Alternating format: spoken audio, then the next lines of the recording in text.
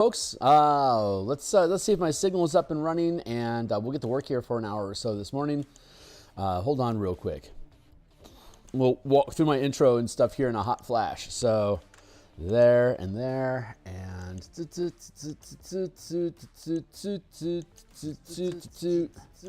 looks like we're live. Okay, excellent. Hey, my name is Phil Kearney. Whoa, that is way too loud, Kearney. Hold on, hold on. Whoa, that is nice. All right, cool. Let's see. Clickety click. All right, cool.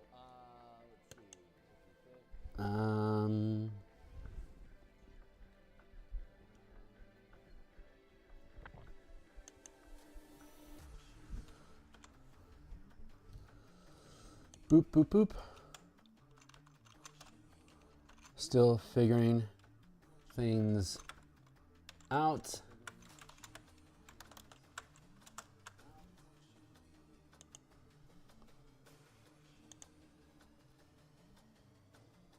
There we go. Okay, cool. Sorry about that. I'm doing social media posts and I'm hitting glitches occasionally. You can skip ahead like a minute if you want to get past me stumbling around. But for those that are trapped here in time and space with me here now, my name is Phil Kearney. I create role-playing games, I illustrate them, and I publish them online. And I've been focusing my attention on Dungeons & Dragons 5th edition, publishing content on DMsGuild for the past, since 2018. And I've actually been a DM since 1987. We're building an adventure for Eberron. I've been an Eberron enthusiast since like around 2005. But I've never created an adventure. So that's what we're going through, the process of actually building and publishing an adventure on DMsGuild as well. Let's see. Button. There we go. And then beep. Beep. Yep, right, here on YouTube, like, subscribe, hit the bell icon for notifications when we're live in the future. And here's the full playlist of all 398 episodes. Here's a bunch of books that I've already created on the DMsGuild. The revived Subclasses Revived has gone gold. Point Warlocks has gone gold. I'm only like 3 sales away from the 5-color mana Spellpoint variant rule system going gold. So thanks a lot, folks, for all your interest and support in that. Spelljammer combat and exploration, Pacts and Pages of Ravnica, Theurgy, ability check casting. That's all trucking along as well. So I'm really glad the stuff that I make is resonating with people. So hopefully this does too. Crystals of Bar, it's for characters levels 7 to 8. You're fighting undead, demons, and necromancers in the Carnwood of Karnath on the continent of Corvair. And today we're doing page illustrations. The book itself is in a 16:9 format. Bold move, I know. What just happened? I think I just blipped my windows. Hold on.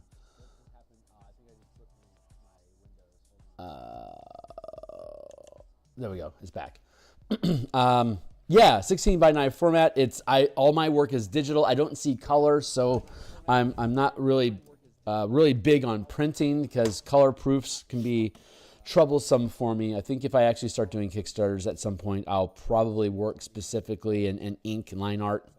But since we're using digital medium here, 16:9 format, each column is 10 inches tall by 5.5 inches wide. That if I zoom in vertically, each is also 16:9 format. So whether you look at the entire page at once horizontally or one single column at a time vertically, it works really well. So we've broken up the information and illustrations. Well, the illustrations can span across multiple columns, but chunks of information like next step and information is all broken up inside of one column each, which is proving to be a massive pain in the ass for page layouts. It's taking me a long time to figure out how to do the page layouts for everything, and we're narrowing it down. We're about 35 pages away from actually having the adventure finished with layouts, and then we'll be able to just focus on the artwork. Most of my time spent off screen in design is this is the only project I work on off screen. It's all page layouts right now, but once that gets done, we'll also be doing like progressive art offline as well. So, but for now, here we are. I'm pretty happy with how this skeleton is sitting for now. We have a little bit of cleanup to do. down here on the sword. So we're gonna finish this one today for sure, and then move on to the next skeleton in the list, which is the next one. It's neighbor next door. So let me just go ahead and do a little bit of cleanup here to get this guy in line, and then we'll push on to the next piece. So I stream 10 times per week. I have multiple projects that I run so I don't burn out. Like, these things take a long time to build. First there's the design phase, and then there's the writing phase. First there's design, then there's play testing to make sure it works at all. And then there's writing it out properly. And once it's properly written, we hand it off to an editor to chew on and spit back at us. And once that's done, we start going through the process of page layouts, actually breaking it down like this into individual pages, and we do all the illustrations.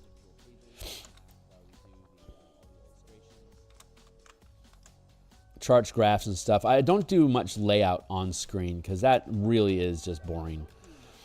It's not necessarily very entertaining watching me get in a fight with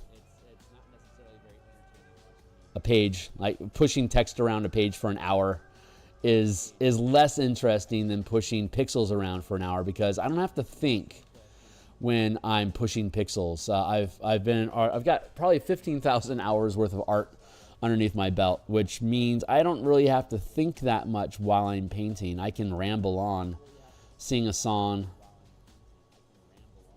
But when I'm doing page layouts, it's specifically about the wording. How is the word sounding? So I have to say the thing to myself over and over again, and boy, that's horrible. That's bad. If you think this is bad content, that is horrible content. So, and if you do think this is bad content, thanks for checking it out anyway. But if you think these ideas are cool, like I said, I stream 10 times per week, Monday through Friday in the morning.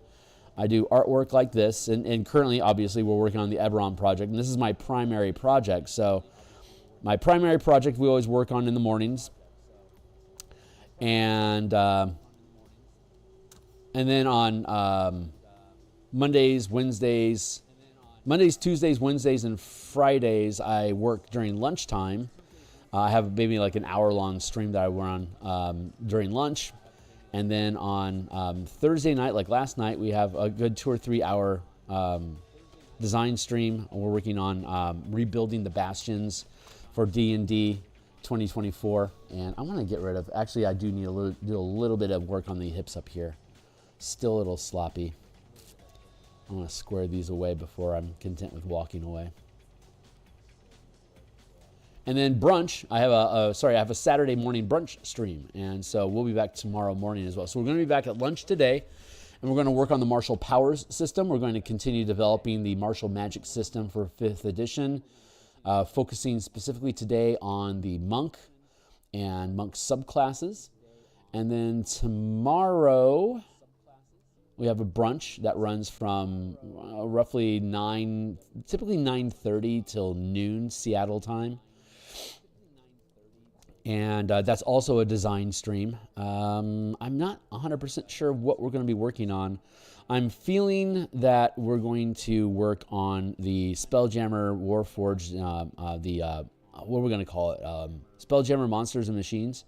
It's basically, if you've seen footage for the new Doom Dark Ages game that's going to be coming out, there is a dragon and mecha that the Doomslayer uses to battle massive foes, and that falls right in line with the system that we've already developed for Spelljammer, but now we're delving deeper into the ideas and creating mecha anywhere from 10 to 500 feet in size for your characters to tromp around and fight massive scale monsters, like if you saw the footage for Doom Dark Ages, or if you're an Evangelion fan or a Gundam fan, or Neon Genesis, Robotech.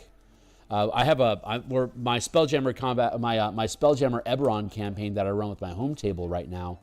It's basically a play test for the Bastion system, the Bastion campaign system that I've been developing on stream on Thursday nights. But it's also it also uses the the mecha combat system that we have for like upscaling mecha fighter craft, transformable golems that your characters pilot to fight massive sized creatures. The last adventure was specifically hunting like 200-foot mimics, dark mantles, mimics and dark mantles that were massive scale, that were camouflaging themselves amongst asteroids, that were hunting the dwarven miners from Warhold that harvest the ore from the asteroids in space. And so they need to have mechanized defenders to prevent massive scale monsters in space from snatching up miners and eating them and, you know, dragging them away. It makes the miners run away, so the ore stops getting made. So we have they have a team of delvers that go into the asteroids to wash out the monsters, the Kyber monsters. Like Kyber is the Underdark, the mythic Underdark evil lairs in the Underearth of the Eberron campaign setting, and the asteroids that are in orbit around the planet also have Kyber in them. So if an asteroid is big enough, it'll have monsters inside of it. So you need a delving team to go in and clear the monsters out, you know, dungeon style. But deep space also has aberrations and monstrosities that will attack your crew. So you need a mecha team in spelljamming ships to patrol and defend your squishy miners from space monsters. So they have 30-foot mecha ship that buzz around, and they like giant robots. They like, you know, Robotech and stuff like that. So we made them transformable mecha that can move at spelljamming speeds while they're transformed into a ship. And when they unfurl into 30-foot robots to fight monsters, their speed is reduced down to basically the 50-foot, the 500-foot scale. So they can go 1,000 miles. They can go 1,000 miles a day, or they can go 500 feet per round. Basically the two speeds, and they can use a bonus action to flip between two to reposition themselves as they need.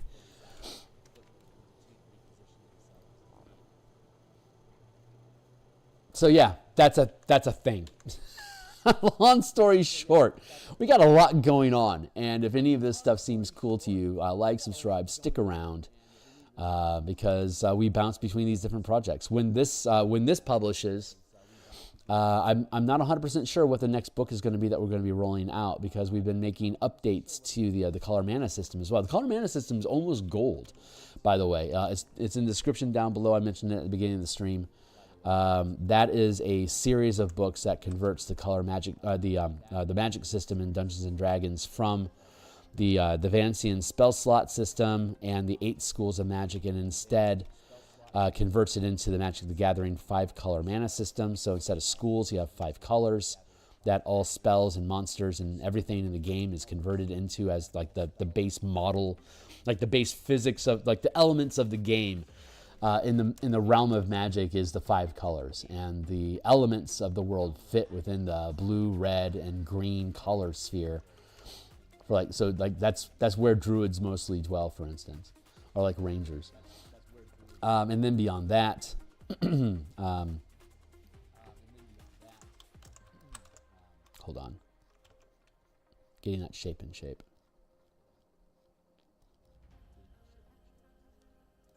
Yeah, color mana is awesome. It's such a great way to add a line. Like if you don't like alignments, you can use color mana or like the color philosophies of Magic the Gathering to express your character's ideals, motives, flaws, stuff like that. And Dice Try is an amazing channel that dives deep into the philosophies and expression of magic in media. And I love being on his Discord channel, and the philosophy of like having mechanics in your D&D game that can directly reflect, like literally express the emotion of your characters through red or through white or whatever magic you prefer, whatever colors you prefer. You can build your character and then your character's options around it, and so the martial power system is a alternate magic system for the martial characters, kind of like the Book of Nine Swords was in 3rd edition, or Martial Powers in 4th edition. And it's all expressed through color magic. If you want to use color magic, you express it through color magic. Otherwise, it's just generic focus points, like monks use. Hey, what's up? How's this read? Foxtrot. Hey, what's up? Telement. Foxtrot Element. Thank you. Right on. Still learning your name. Names are tricky to me sometimes. But yeah, glad to have you, man. Welcome to the mix. So working on this skeletal warrior under the command of a Yugoloth that's commanding an army of undead. This is one of the consequences of failing the adventure that we've been designing here for Eberron. It has there's like different types of creatures. Like if you want, this is in the back end of the book, one of the appendix, which is expanding the adventure and campaign. So if you wanted to make, instead of this just being a single adventure, you can, it happens at 7th, 8th level, same thing. And then from there through 20th level, if you wanted to, you could deal with the fallout of wandering undead from the manifest zone, going throughout the Carnwood. Denizens of Mabar, like there's demons and corrupt creatures that can come through the portal at the center of the manifest zone to spill out. Yugoloth are ultra intelligent monsters that can, they're like the overlords of the plane of Mabar. And then if you want to make a full campaign out of it, at level 7 or 8, you deal with the Eye of Mabar, which is what this adventure is about. And then if the DM wanted to, like say 7th and then 8th, 9th, 10th, 11th, 12th, 13th, 14th, 15th, 16th, 17th, 18th, 19th level, each level of the DM, if they wanted to, could focus on a different artifact that focuses on a different plane of origin. One of the plot lines in the adventure is that the gatekeeper druids would either ask that you destroy the artifact on site. You don't know there's an artifact when you get there. You just know that there's a plane of Mabar that's manifested out of cycle. The gatekeepers is a druid sect that keeps its eye on planar activity between the outer realms of Eberron and the actual world. Since these planes overlap occasionally when their orbits synchronize, it can create nightmares for the mortal creatures that live on the plane. So the gatekeepers are there to try to minimize the risk of destroying the world.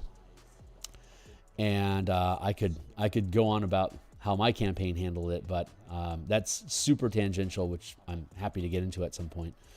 But as written, the gatekeepers want to protect the world from being destroyed. So their diviners have seen that there's an unscheduled manifest zone in the Carnwood of Karnath, so they recruit your team to go get teleported basically into the manifest zone to find out how was it created, and basically to kill whoever's involved, because if they can do this, they're too big of a threat to the world, so they got to go. So during the course of the adventure, your characters realize there's an artifact that's being used that is creating the manifest zone, and there's a ritual that the Emerald Claw is performing with the artifact to generate the manifest zone. And if they complete the ritual, it will permanize the manifest zone, and it will become a portal that opens up to basically a permanent doorway into the plane of Mabar, which is where the Yugoloth and the Undead come from. So you're basically welcoming the plane of death to spill out into the world. That's super bad news. Emerald Claw, the megalomaniacs that are involved in this love the idea. They're making lots of money off of the terraforming inside of the manifest zone. Since it's such a powerful manifest zone, it's actually transforming the terrain in the forest into a Mabar swamp. So it causes disease. It fatigues you if you breathe the air unprotected, and it will eventually kill you through exhaustion. The undead, there's tons of unmarked graves in the area because this region was once used to experiment with generating manifest zones, specifically to be able to raise dead en masse. Karnath was experimenting with ideas, how can we generate undead cheaply well, if we generate a powerful enough manifest zone to Mabar, the energies of Mabar itself will just animate the creatures. And sure as shit, it works. The only problem is they don't have it contained, and there's no documentation of where all the bodies are buried. So there's just just clawing their way out of mass graves and just spilling out of the manifest zone into the environment, into the Carnwood, and then southward into the farmlands that are south of the Carnwood. So that's how it gets one of the plot hooks is that a couple plot hooks, either as as deputized sheriffs or as family members of people that live in one of these farms. Your characters come into the region and realize there's a huge undead threat here, and it wasn't on anybody's radar. The only people that had any kind of alert were refugee settlers that are willing to farm in the land if they're allowed citizenship. And so that's going great for them, except there's villagers that are disappearing. And so they became concerned, so they put out word to Fort Bastion. It's like, hey, we got people disappearing, we don't know why. Initially, Fort Bastion is like, yeah, you're just refugees, whatever. People just come and go all the time. It's not a problem. But they're like, no, this is a problem. So it's like, well, we don't have the bandwidth to handle it. Let's send some adventurers in to deal with it.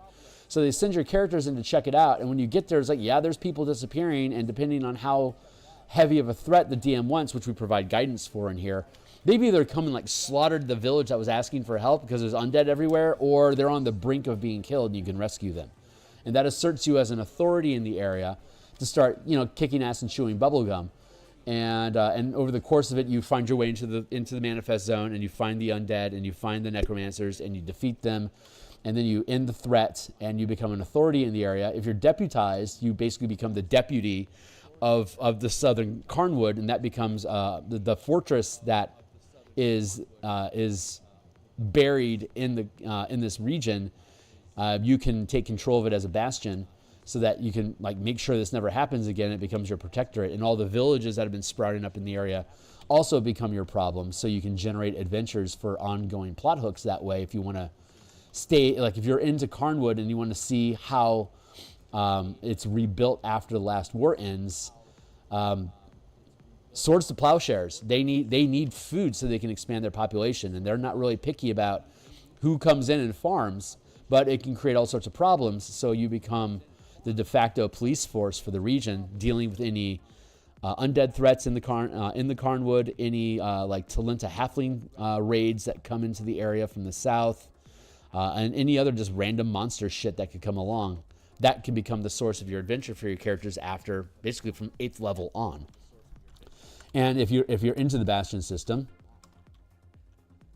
yeah, there we go. And if you're into the Bastion system, then you can, you have a full fortress that you can repair, and there's mercenaries that get caught up in all of this that don't realize exactly what's going on until it's too late. And they could, and if you ally with them during the adventure, those become hirelings that are happy to soldier for you, because they started working for the necromancers because they were retired soldiers that used to work in wrangling undead and policing terrain so that undead threats don't spill out into as collateral damage. And they didn't know that's why they were being hired until the undead started coming out of the earth. And they're like, shit, hey boss, there's undead rising. It's like, great, deal with the undead while we try to lock. It was framed to them as, hey, there's this magical surge happening with Mabar, and we need a police force to make sure the local villages don't stumble into it while we try to resolve it. And while they're trying to resolve it, it keeps getting worse because they're actually powering the ritual that's causing it to get worse, and they're using the mercenaries as cover while they complete the ritual. And they figure once the ritual is complete, those kill all the mercenaries and seal up that loose end. So if the players and the mercenaries are starting to figure out what's going on, and they're scared, but they're also kind of trapped. Like if they double cross Blood of Vol, the Emerald Claw, there's endless terrace cells of Emerald Claw that could come after them, and that's basically putting a mark on their back. So if they can get through this alive and get the fuck out, they can just forget about this place and just get on with it. But if your characters show up with badges, they're like, oh, thank God. Somebody with some sort of authority, actual authority is here, And we now have a legal reason to stay the hell out of the way and bail on this project. And they will have great things to your team if you're able to resolve it, and they will happily work with you. It's like, this is like working for you guys as deputies. This is such a better gig than what we had planned. If you'll take us, we are way on board. So you can pick up a whole team of mercenaries to help with your bastion patrolling the Carnwood if that's the style of game that you want to play. I'm rambling a lot. Right on. I mean, there's so many places. It's a niche location, but for some reason, I'm compelled and drawn to the Talenta Plains and the Karnath and Moorhold and the Morning, like all those things in like that little cluster zone. That's just like such a cool region. There's so many fucking cool regions in Eberron. It's such a great campaign setting. Absolutely love it. Like, and I mean, and that's not even my own campaign right now. So like, I'm doing Spelljammer stuff in Orbit. So there's like so many different directions you can take Eberron. It's such a great campaign setting, but it's on the DMsGuild. So if I want to create content for it, I've got a lot of people poo-poo the DMsGuild because, maybe 5e is declining in popularity. Maybe as a creator, I could make more money if I made IP neutral content that I could publish on ttrpg. Maybe I could do a Kickstarter, but that feels really insincere to me. Like all the things that I do are inspired because I've been a DM since first edition, since 1987. I grew up before Spelljammer came out. I was like, oh my God, Spelljammer is amazing. Planescape, amazing. Eberron in the 2000s, fucking amazing. So all these things have fueled my imagination and have kept me motivated to be a D&D enthusiast literally for like almost 40 years now. And it would be completely dishonest for me to say, so long and thanks for all the fish, and then take these ideas out of the D&D setting where they naturally live inside of my heart. It's just, I'm not doing, I'd love to do this for a living, and maybe eventually I would, but I have a day job, and it's stable, and it's a good job, and this allows me to do all the things that I like to do without having to worry about, am I making enough money to do this? So I don't have to worry about making bad decisions. I can just take my time, do what I want, fucking come online for a couple hours a day and mess around with stuff and build things out. And if it jives with people, they'll stick around and, buy my shit because they think it's cool and they want to keep me doing it. Like all my books have free previews. Like all books I publish, everyone, the entire content of the book is free to read. You buy the book not because you want to read the content, because you want to encourage me to make more of them. So, like the more Eberron, like the more Spelljammer books that sell, it's like the more I realize, people want more. Like that should be my next project. The more the Color Mana books sell, the more it's like that should be your next project. So whatever flares is what I work on. And that allows me to maintain my own personal integrity of like, why am I doing this? Paying homage to where it came from so that I'm being true to my heart and feeling like I'm acting with integrity when I'm making things, not claiming these ideas are my own. It's like, no, these are directly inspired by these campaign settings that I absolutely love. And professional integrity is a big trigger thing for me. So it's important that I maintain that integrity for myself so I can walk my own talk. Anyway, I'm really rambling this morning. Don't mind me. Like Book of the Nine Swords in 3rd edition was the coolest book. That and Incarnum, Magic of Incarnum, were the two coolest books in 3rd edition to me. And so I'm building the Martial Power System, which merges the Martial Power System with the Book of Incarnum, so that I have a unified magic system that I can use with the color magic system, because I am an absolute I'm a junkie for Magic the Gathering. So me being able to create Magic the Gathering content, again, another Wizards of the Coast D&D IP that belongs on the DMsGuild. There you go. I'll probably start doing stuff on Patreon, like start publishing stuff on Patreon once I get all my books made.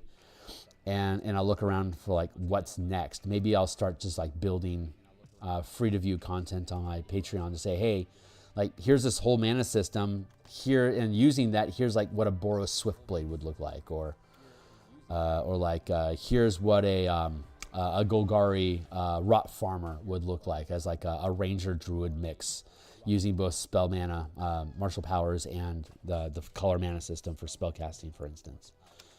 Strixhaven. I want to build a book for Strixhaven where Strixhaven isn't a college for spell casting; it's a college for controlling mana.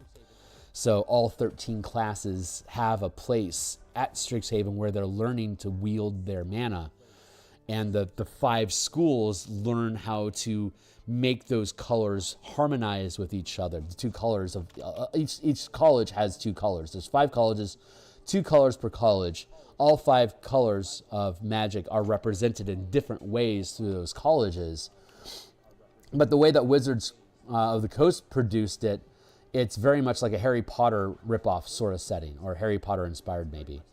And it focuses specifically on the full spellcasters, and well, half casters and full casters, but the marshals don't have a place there. So once the Martial Powers book is finished, all 13 classes can wield mana as a power source in different ways. So Strixhaven is no longer specifically about spellcasting; it's about how does your character develop and devote their mana pool to the different colors to empower themselves. And then you can start having like barbarians and monks at Strixhaven, like with like scholastic scholarships for sports, like the Mage Tower sport. We can start doing mana driven Mage Tower competitions with small like teams of 4. Your adventure that session can be running a Mage Tower tournament, with the DM designing a team specific of full casters and martial characters that are designed to synergize together to protect their goal and score points, while your players build their characters and try to, on basically a combat rounds, trying to amass more points. So instead of combat to the death, you don't lose hit points necessarily. It's all non-lethal damage. If they beat you in the ground, you can't take shots anymore. So they can attack you, or they can try to disarm you and take the ball away, or they can try to teleport it. All just infinite abilities to be able to basically just run around playing sports ball as D&D characters. Like, that's phase 3. Once the full mana system's in place, then we build out the Mage Tower, and then we see if people are interested in actually running Mage Tower tournaments. And that probably won't get anywhere, but I'll put it out there as an idea that I'd be happy to participate in. So anyway, yabba yabba yabba. That's all this stuff. Those are the ideas that we're playing with. Let's get this resolved so we can start working on the next character. Got about 40 minutes left. Yeah, it's 7:16 here in Seattle, so we still got 45 minutes left. I'm gonna put 20 minutes on the clock, so I'm staying aware of my time frame. But we'll have this guy done, and then we'll come back. I don't think I'm going to work on this over the weekend. I'll probably be too busy to put actual time towards this. But I will be working on the page layouts tonight and this weekend. And if I can, I don't know if I'll be able to get the next dungeon done or not. We basically have 3 dungeons left to do the layouts for. We already have the maps made. Now I'm just trying to. I didn't realize I would go with a 16:9 format when I was making the maps. I was just making the maps the way that the maps wanted to be made, and I didn't question it. I never question it. I just do it. And I trust that the muse inside me, she knows what the future is, because she doesn't exist in space time. So she can see what's coming down the pipe, so she inspires me to take actions that lead me to where my destiny is supposed to be in art. And so she knew what she was doing when she had me build these maps. But I'm having a challenge in figuring out how to parse out the information so that the maps and all the text fits in this 3-column 16:9 format. It's a delicious challenge, and it's utterly frustrating. It's the best puzzle that I've had to find solutions for probably in the past 3 years. So it's a great struggle, but goddamn, it takes time. It really takes time, and there's no guarantee that the market's even going to accept the 16:9 format. So it's a huge gamble experiment. But again, I'm not. If this ends up flopping because the format's no good or whatever, people don't like it, then lesson learned. But it's still a kick-ass adventure. But I do everything digitally, and all monitors now, and all our tablets and our phones, they're all 16:9 format. So a page, and I showed this earlier, but I'll just geek out it again for another second. This is literally 17:10, so it's a little off from 16:9. If I here full screen. 16:9 format, full screen. There. The reason I made it 17:10 instead of true 16:9 is because I needed a little extra space on the text to make everything fit. But this is just the navigation bar down here. Like, you can click these buttons, they'll take you to different parts of the adventure as you go. But it's really just kind of like literally a ribbon. So all the active area on it, when you zoom in, when you pinch zoom in, you can literally see the entire. Hold on. Yeah, you can literally see the entire page here as a 16:9. And then a single column also is 16:9. So like this one column and this column and this column, whether your phone is horizontal, you can see the full page, or if it's vertical, you can see a single column. But it's formatted that, I mean, it has a little fringe that pushes off the edge, but it's full column. So if you're and it's 12-point font text. So it's super fucking easy to read. Like the Wizards of the Coast book is a font 10. This is a font 12. It's much more easy to read. And so if you're using a tablet behind a DM screen, you can read the entire, like if you have normal vision, you can read the entire page and basically by glancing at it, because each column is isolated ideas. Each column is separate thoughts that you can digest separately as you go through the adventure. And then you can just scroll through page by page, or if you need to get to another section, you can just tap the button and it'll jump you to that section of the book. Or of course it's a PDF, so there's a table of contents down the side as well that you can toggle.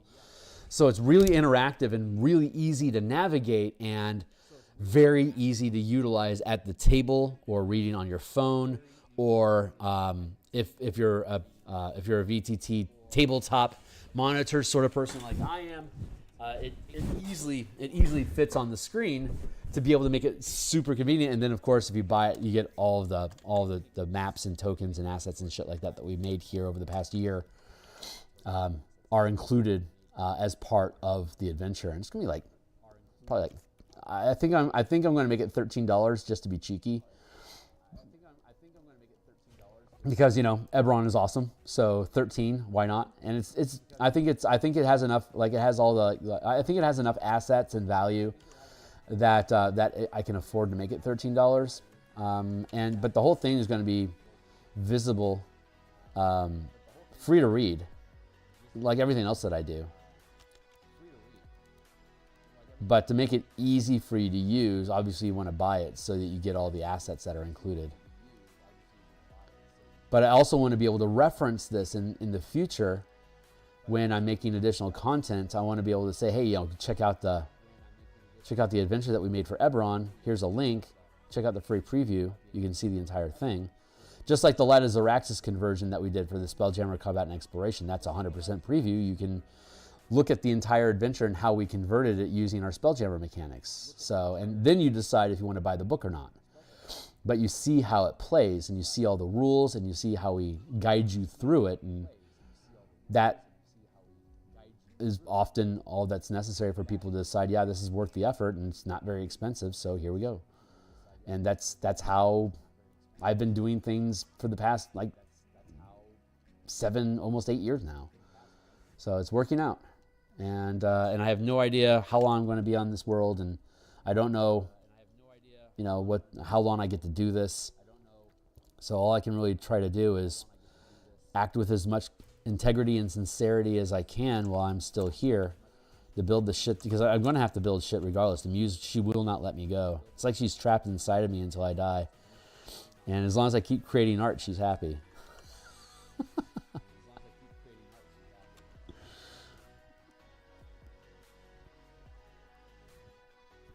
For anyone that's seen the TV show The Magicians, it was a sci-fi TV show. It was also apparently a book series at one point, which of course I've never read.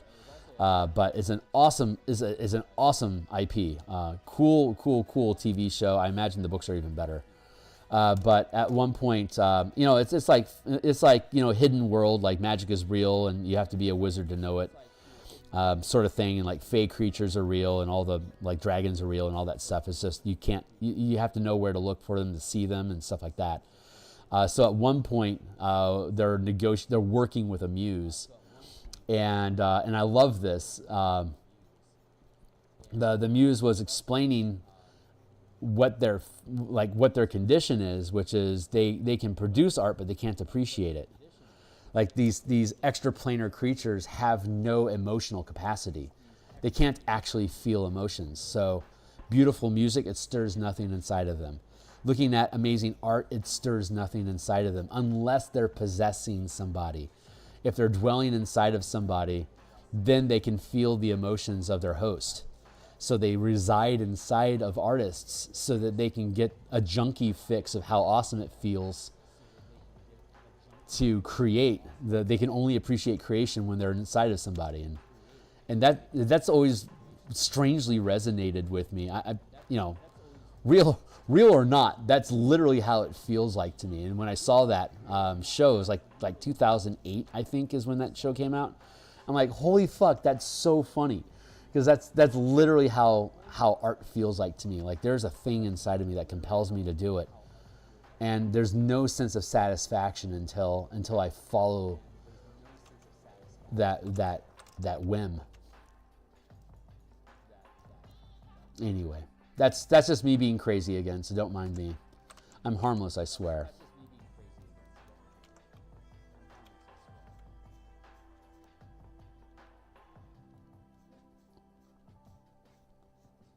But it's pretty funny when your life feels a certain way and you start seeing evidence that you're not the only one that's ever thought of this or felt that way. Makes you go, for a second.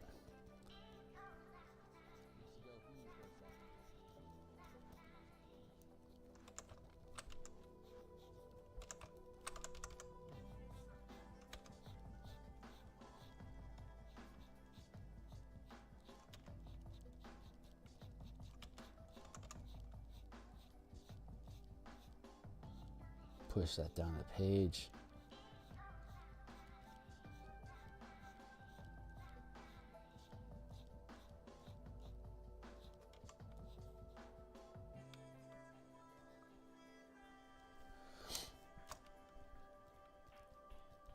But I gotta say, I have some pretty weird dreams.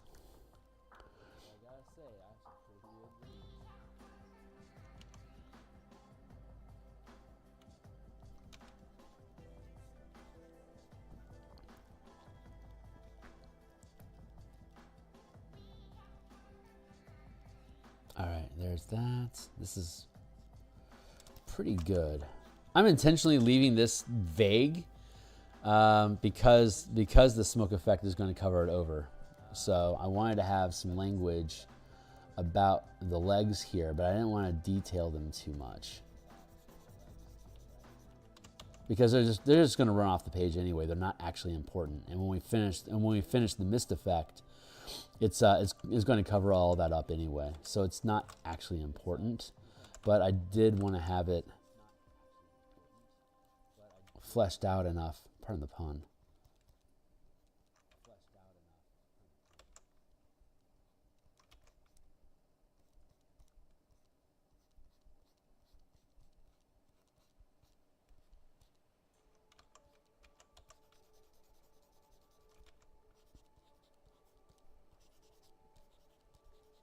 That.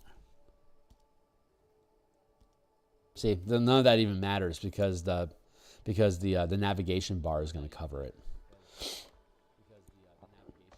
But we know it's there, so I'm just taking a little bit of time to make sure that what is visible makes sense by overextending it.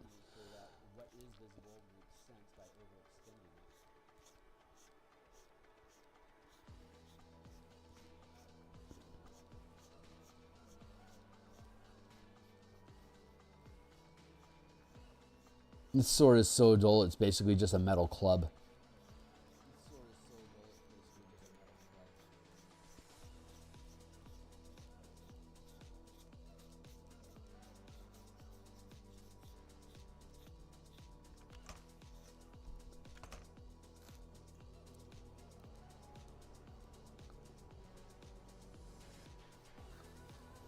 There we go.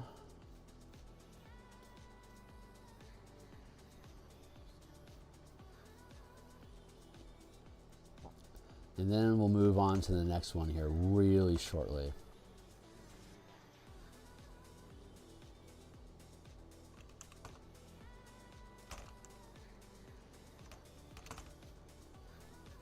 There. Good enough, man. That is good enough. Smoke it out. Filigree in. That dude's done. Cool. So we're gonna close him up. And we're going to move on to the next dude. Chick, whatever. It's undead, don't matter. Let's start blocking out the rest of the environment so it doesn't get in the way. Here's our references for the undead stuff that we have going, but we can focus. Let's do some cleanup over here.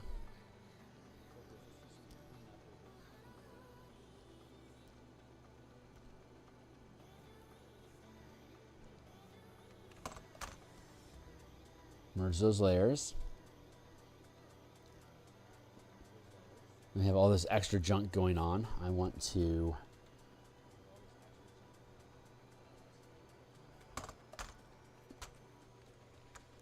duplicate this group, and then I'm going to merge this group into a single form so we can erase all the extra stuff, so we can know specifically where our lines are at that we're working with.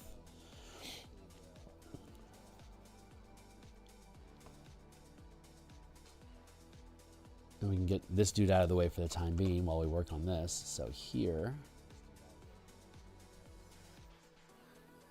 So we do the closest piece first. So we set the cadence for how much detail can be in the piece. Anything after this first skeleton is going to have less detail because everything else is further away from the camera, right? Less detail, less saturation, less vibrance, less contrast.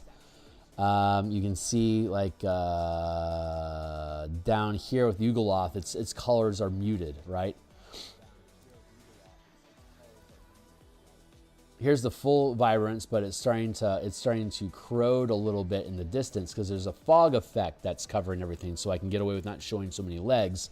I have to have a rolling fog that's moving with these undead, and that creates a distortion effect for the things that are further back. Atmospheric disturbance is a way to indicate depth in an illustration, which we are exploiting the physics for to make our life a little easier. So I'm just gonna, like I said, we're gonna work on this here. Right now we're just gonna clean up the skeleton. And if I have time this weekend, I'll clean up the rest of the skeleton so you don't have to watch this process, because this isn't the most entertaining part.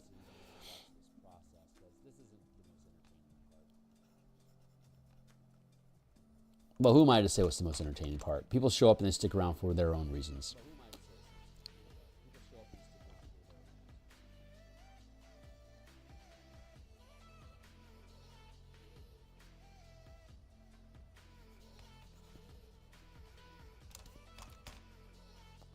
See, look at all that crud that's floating around.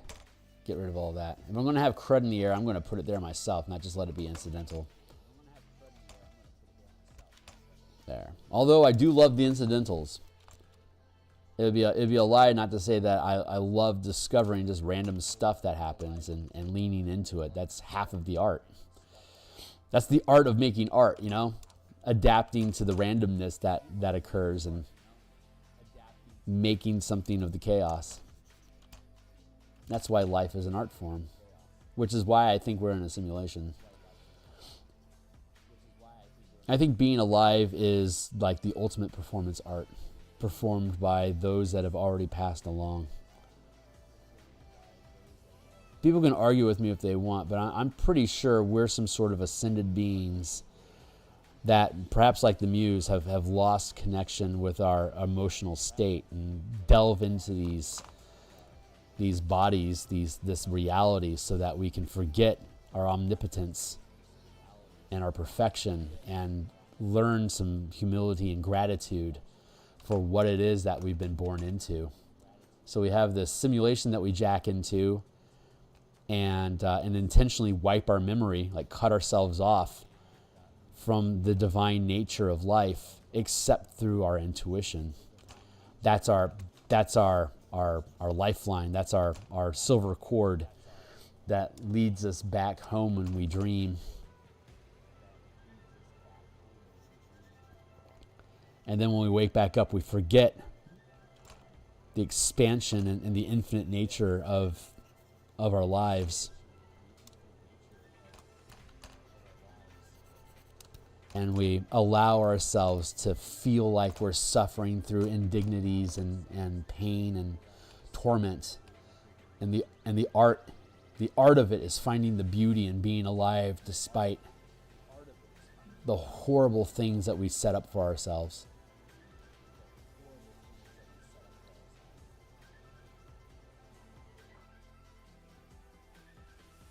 Like, in my instance, I'm colorblind, but I'm compelled to paint. That would be a curse if I hadn't figured it out. And the only reason I figured it out is through intuition and having a very unique set of friends that challenged me in interesting ways to be more than who I am. And like I everything in my life has been a cascade of, you couldn't have done this if you hadn't had these things in front of you first. Like, I don't know what's coming down the pipe, but after it happens, everything always makes so much sense. It's like, oh, it had to happen that way. It really couldn't have been. I couldn't be here now where I am if all these other things hadn't happened exactly the way that they did. And I have a really difficult time ignoring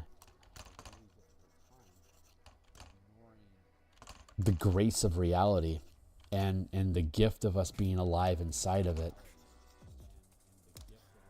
So I try not to hold reality for blame for when things go wrong, because if this philosophy is true, I program myself to have these things, or I set up this scenario for me to have these experiences simply for the act of being able to appreciate when I die. I'll be able to see what my high score is, you know? So under this mentality, I am Phil, and on the arcade machine in heaven, that is the game. Like, if you're a Rick and Morty enthusiast, it's so funny because the game, like the game that they have in this TV. If you're not familiar with Rick and Morty, it's basically like it's basically Back to the Future, except it's involving different realities, not time travel. And so they go to these different realities and they can go anywhere they want in the multiverse at any time that they want through just simple teleportation. And there's an arcade. Rick's favorite. Rick is Doc and Morty is Marty, right? Kind of makes sense. So Rick's favorite arcade in the universe is a place called Chips and Blips, and it's in the Galactic Federation core planets.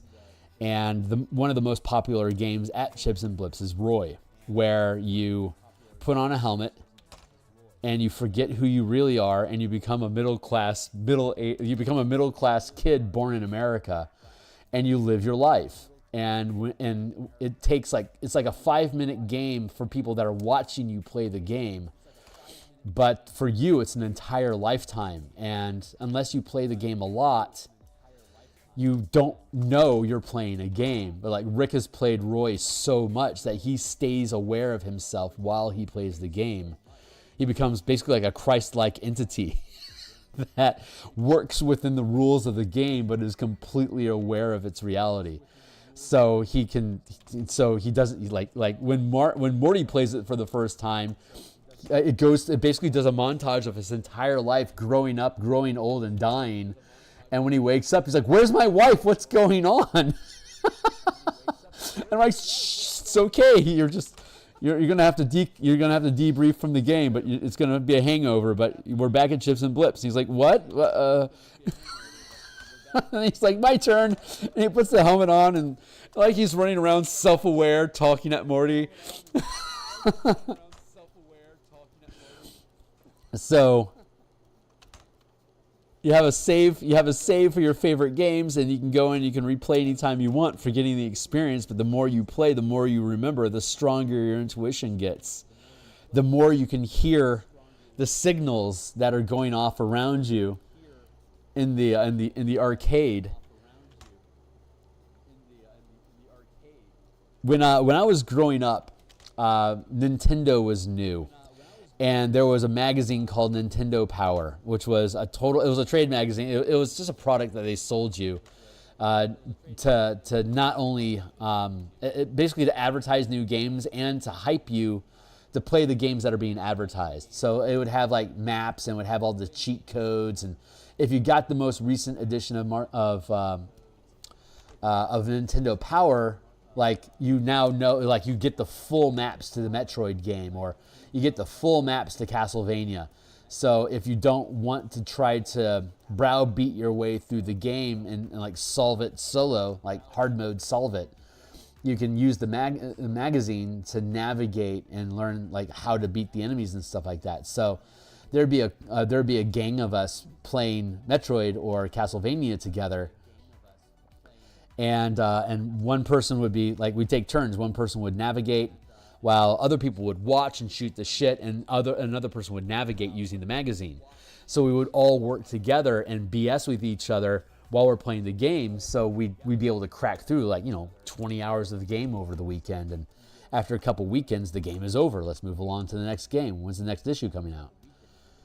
And the analogy there is these like spirit guides that you hear people talk about that exist. Like those are the people that have Nintendo Power for playing. In my case, we're all playing Phil together.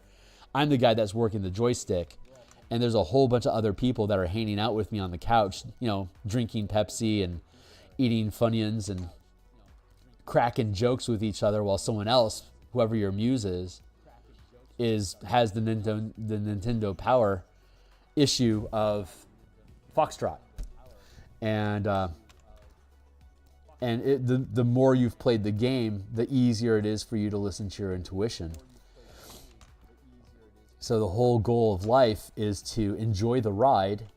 To recognize, first you have to realize it's a ride, and then appreciate that the ride is giving you an intentional experience that isn't anything torturous or painful. It's an opportunity for you to evolve yourself. And then once you get to that state, you can start listening for the mysteries. You can start listening for the intuition, the serendipity of it, the coincidences, the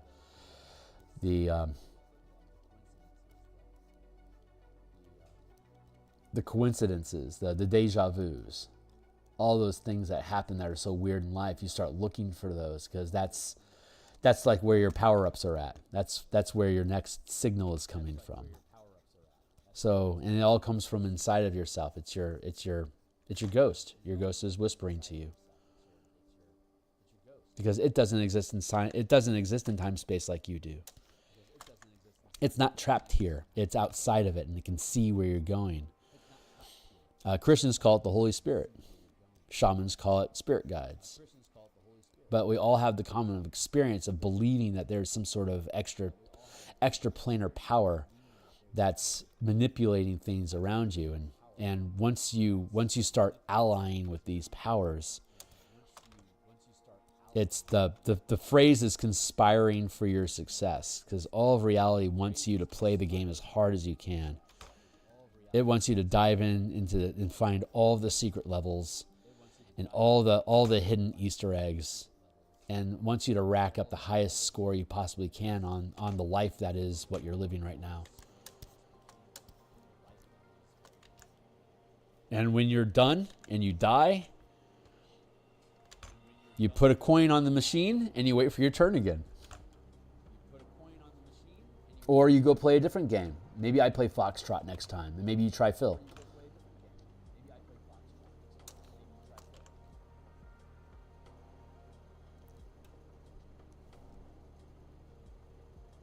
But if you believe in yourself and you allow yourself to dream big, you can approach it from the stance of, I am the best Phil player in the multiverse. No one plays Phil like I do.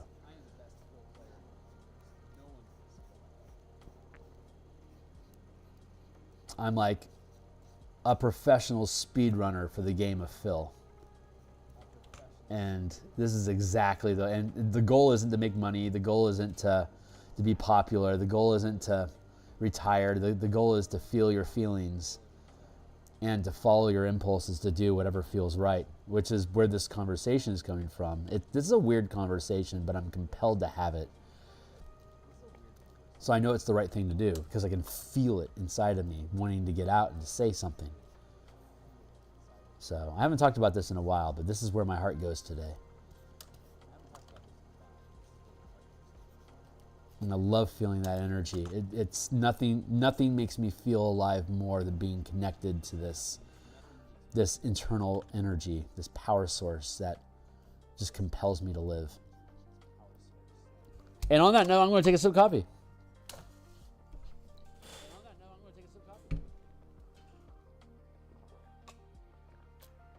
We've got 10 minutes left on the block today. We can start filling in some color. So let's grab our number one. Wrong button. Number one.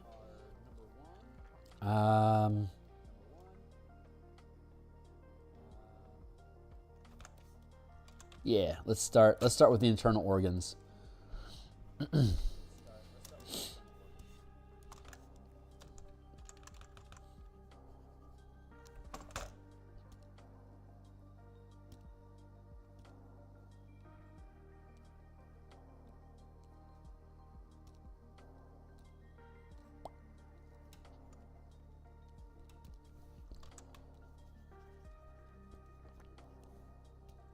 Good, separate layer.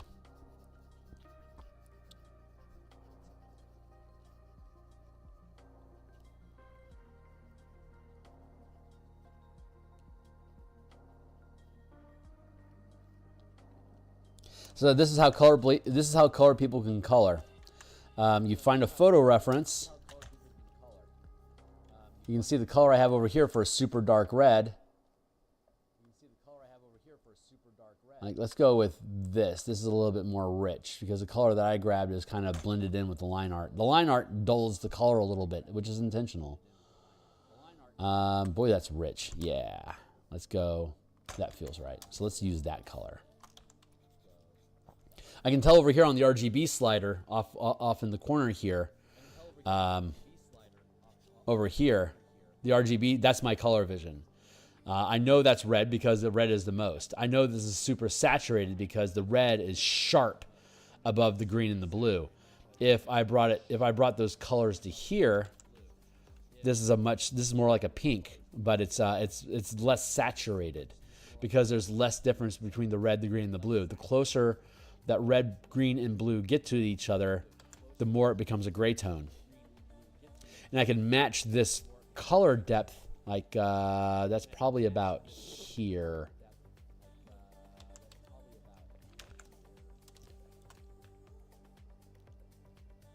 Hold on. Yeah, those look identical to me. They're like, this is off by 1% in darkness than this is, but to my colorblind eyes, these are literally the same. I cannot tell the difference. I know this is 100% gray because the RGB is equal, and I know that this is super saturated because the R is radically higher than the G and the B. But I don't have the equipment. Like, I don't have any cones. If you check in the description down below, it's called. Here, I'll show you. For those who care, in my description down here, it's called monochromatism, and here's a link to it. That explains how the cones work on the retina to control eye color. It also controls resolution. So my vision is locked in at 2200. I can't, if I want to see something, I can't just look at it and zoom in to get a clear look at it. I have to physically walk to it until it comes in focus, which makes for a really, really unique way of interacting with reality for me, which further compels me about the simulation theory that why would I be compelled to paint in color if I haven't played as artists in the past and I wanted something unique and challenging for me.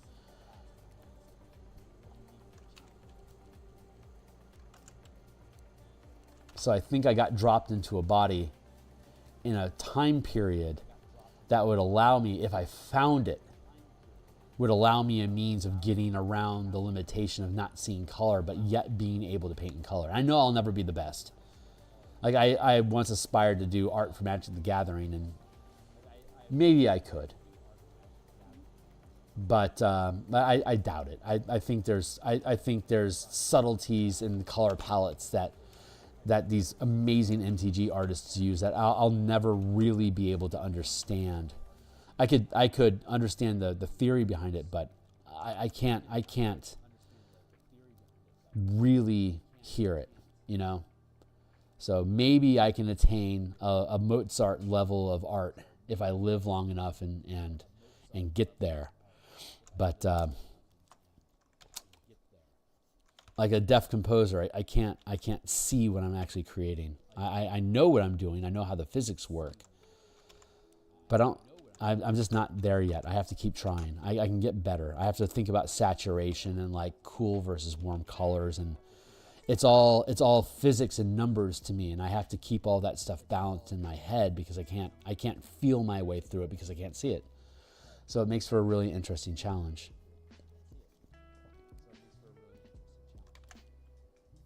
So I'm proud. I'm proud of where I'm at. I'm proud of my achievements. I'm good enough. And I live in a world where I can put these things into a digital format where what I see is what you get, right? The accuracy of digital tools are strong enough that I can trust that what I see on my screen here is what you're going to see on your phone, you're going to see in your tablet. I'm not necessarily sure that's what's going to be in print. That's the iffy part.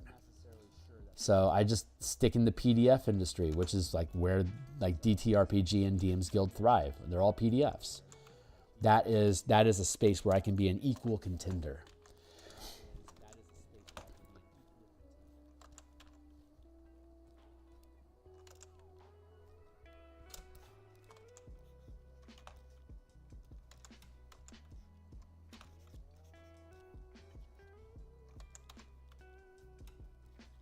Anyway, Bob's your uncle. Thanks for listening to my TED Talk.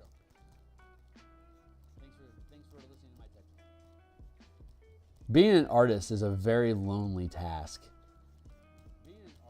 And I've always spent fuck tons of time like this doing art. But it wasn't until I realized I could stream this stuff that I can reduce the loneliness. Because I can yammer at people, and sometimes people listen. And God bless you when you do. But I do this not only to hold myself accountable and just to make sure I get something done every day, just to make sure that I keep moving the ball forward to get things done. But again, it's also a means for me to not just completely be isolated my entire life. That is a massive risk to sculptors, painters. It's the lack, like for me to get work done, I have to recede from social spaces so that I can chain myself to this desk and push pixels for thousands and thousands of hours.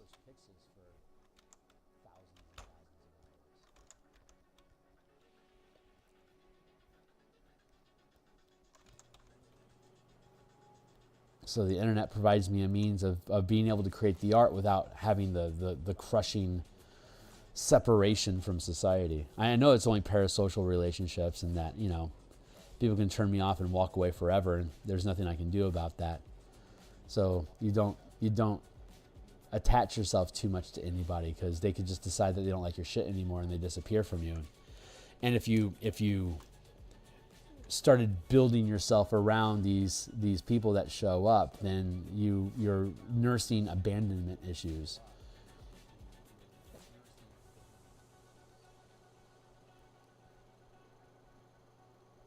So we're delving down into the psychology pipeline for you. Holy shit, you're still here. What's up?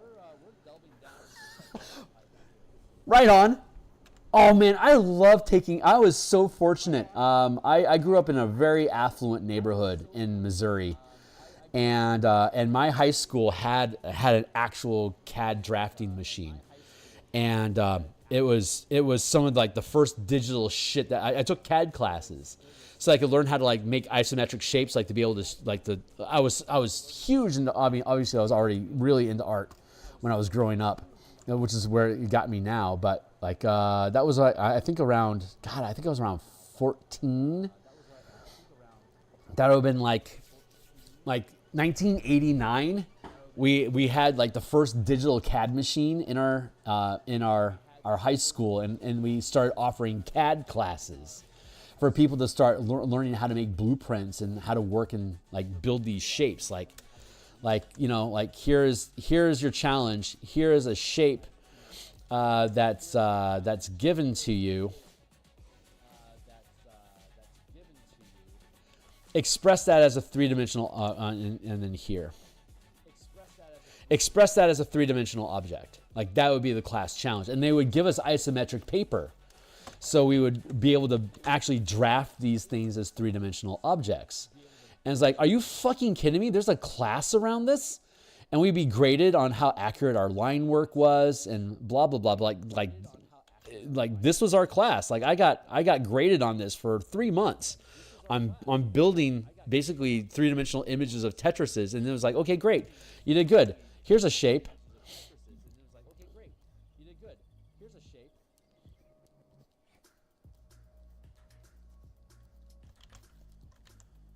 Break that down into a CAD format showing all 3 dimensions.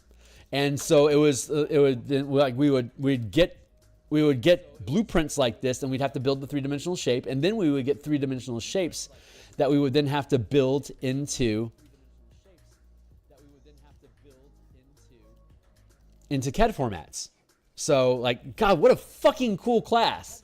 What a fucking cool class! That was my favorite class. I love that, I started doing that stuff right about when I started making my own dungeons, because I became a D&D enthusiast at 12. My parents gave me a bunch of D&D books when I was 12 years old, and by 14 I was in a CAD class. I'm like, holy shit, because I had just picked up the Dungeoneer Survival Guide, and the Dungeoneer Survival Guide was showing you how to make isometric dungeons for your dungeon map. And like, this is fucking amazing. I was like, that is amazing. Like everything that I loved about this stuff was all just lining up for me. To just like, you can learn these things, you can do these things. This is something, oh, it was amazing. Man, it's a hell of a skill, man. I ended up not liking it because it was like, I like the art of it too much, right? The artistic expression of making stuff. That was where I wanted to be. But yeah, blueprint design and being able to create things, like to be able to express things that way. It's like, what a fucking skill. And we used to have to do it by hand. So cool. Messing around with blueprint paper and like the blue pens and like the white chalk line on the blue paper to make, oh, so fun. So fun.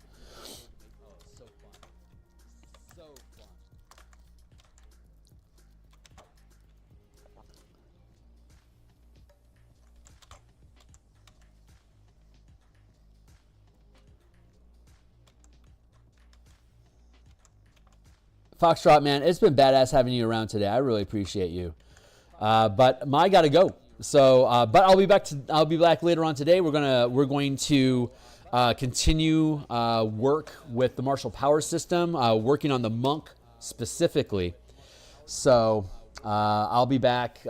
Should be around 1:30 Seattle time, which is 5.5 hours from now. So anyone out there that's in the Nether, that's listening in, I will be back. Add everybody back in so we can see the composition so far. But yeah, I'll have to add to separate this arm from the further back arm. I'll need to add in some different type of lighting to help separate these forms from each other.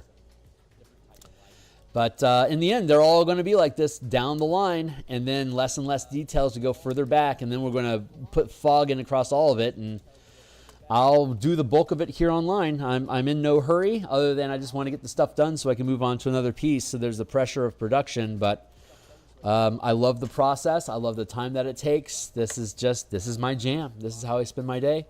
I love waking up in the morning, being able to do something creative like this, and then.